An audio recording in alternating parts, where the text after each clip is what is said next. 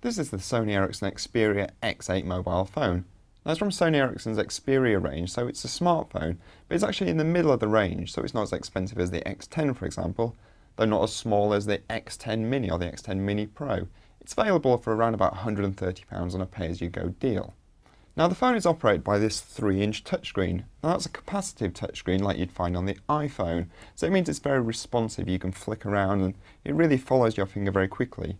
Cheaper touchscreens tend to use resistive technology, and that means you have to press quite firmly. The phone itself is quite lightweight. It fits quite nicely into your palm, although it's very plasticky. It doesn't have that sort of premium feel you'd find on sort of models like the iPhone, but then again I guess that's reflected in the price. Now the Xperia X8 runs on the Android operating system. So that means you've got access to multiple home pages, you can customize it, you can download apps from the Android marketplace. Though it's important to note that this runs an older version of Android. This is running on Android 1.6. More recent phones are running on Android 2.2. But that said, still Android is an impressive and easy to use operating system. Now Sony Ericsson have made some changes to the Android operating system, so it's still customizable but not quite as customizable as you may expect.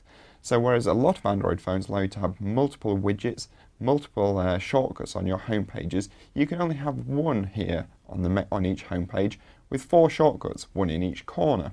Now one feature that Sony Ericsson have added to their Xperia range that you won't see on most Android phones is Timescape. Now what Timescape does is it collects all your different messages together in one place.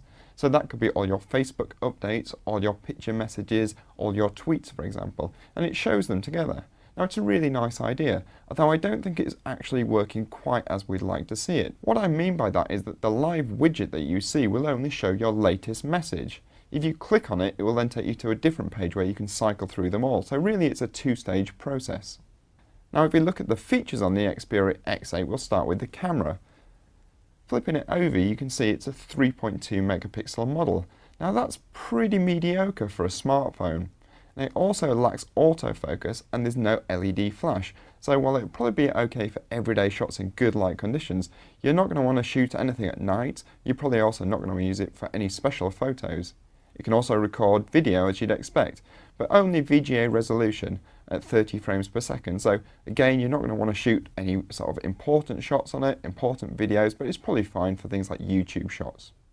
The X8 is the usual music player and video player. There's also a handy FM radio. There's a 3.5mm headphone slot, so you can slot in your own headphones. Though that said, the supplied set do look quite good. They're quite comfortable. They're of the earplug design. Now the X8 can access the internet at decent speeds thanks to its HSDPA connection. That's best thought of as 3.5G or sort of the equivalent of broadband. And if you're in a wireless hotspot, you can connect wirelessly with its Wi-Fi connection. The touchscreen really helps with navigation, though 3 inches isn't the biggest touchscreen we've ever seen, and also there's no sort of pinch to zoom that we've seen on many other smartphones. There's a 600 MHz processor inside the X8, so that keeps everything chugging along at a decent speed, though again, it can't really compare with sort of the more advanced processors that we've seen on things like the iPhone. So there we have it, the Sony Ericsson Xperia X8, a mid-range smartphone that's available at a very reasonable price.